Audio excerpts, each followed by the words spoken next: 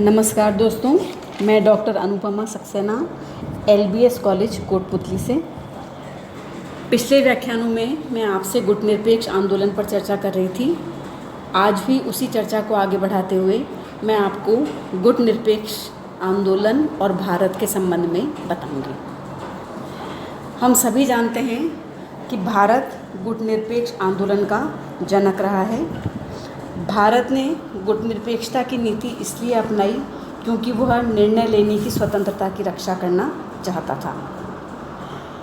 उसके द्वारा इस नीति को अपनाए जाने के स्पष्ट देशीय, सामाजिक, राजनीतिक व आर्थिक आधार थे।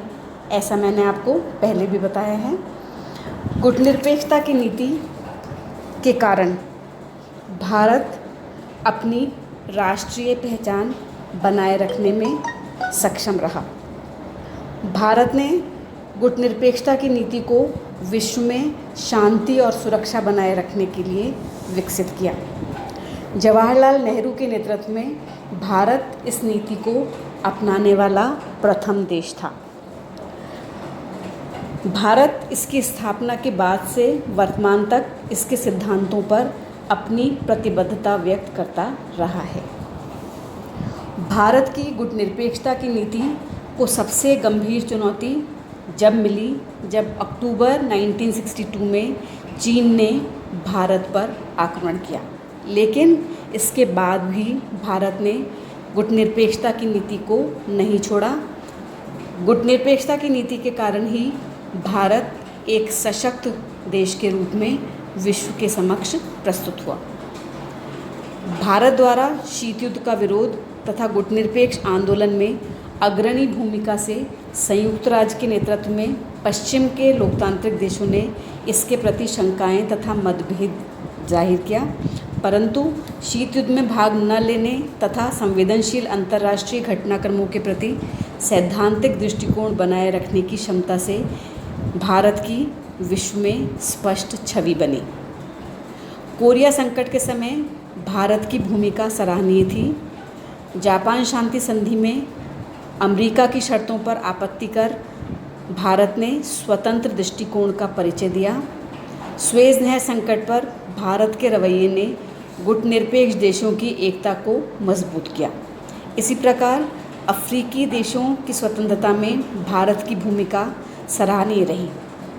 इस आंदोलन के अध्यक्ष के रूप में भारत ने राजनीति के हर क्षेत्र में निर्भीक स्वतंत्र नीति को उजागर किया।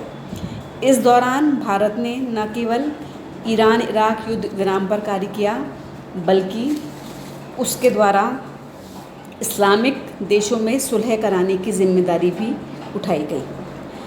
इसके कुछ विपरीत परिणाम भी निकले। इसके साथ साथ ही अफ्रीकी देशों को आर्थिक राजनीतिक सहायता प्रदान की गई। आज भारत इस नीति की बदौलत ही विश्व में प्रमुख स्थान रखता है। आज का गुटनिरपेक्ष आंदोलन विश्व में संयुक्त राष्ट्र संघ के बाद सबसे बड़ी संस्था है, जिसमें अनुचित युद्ध, आंतरिक मामलों में दखलंदाजी, आतंकवाद के विरुद्ध कार्यवाही, न्यायसंगत अंतर्राष्ट्रीय आर्थिक व्यवस्था तथा शांति की स्थापना के लिए संघर्ष करने की क्षमता है। इस तरह गुटनिरपेक्ष आंदोलन में भारत की भूमिका सराहनीय मानी जा सकती है। लेकिन यह भी सत्य है कि हाल ही के वर्षों में इस आंदोलन के प्रति भारत की रुचि कम हुई है। इसके कुछ कारण भी हैं, जैसे गुटनिरपेक्ष आंदोलन में एक मत व एक उद्देश्य का अभाव दिख रहा है। इसमें शामिल देश आपस में ही गुटबंदी कर रहे हैं। इसके साथ ही गुटनिरपेक्षता की राजनीति करने वाले लोग क्षेत्रीय गुटों का गठन कर रहे हैं और विभिन्न प्रकार के गुट विभिन्न उद्देश्यों के लिए बनाए जा रहे हैं। यूरोपियन यूनियन जहां आर्थिक और राजनीतिक प्रतिबद्धताओं के फलस्वरूप एकीकृत हो रहा है, वहां दक्षिण भारत या दक्षिण एशिया में आसियान और सार्क जैसे गुट सक्रिय हैं। गुटनिरपेक्ष आंदोलन वर्तमान की समस्याओं को लेकर भी गंभीर प्रयास नहीं कर रहा। आतंकवाद, जलवायु प्रबंधन, शरणार्थी समस्याओं पर इस समूह का कोई स्पष्ट एजेंडा नहीं दिख रहा।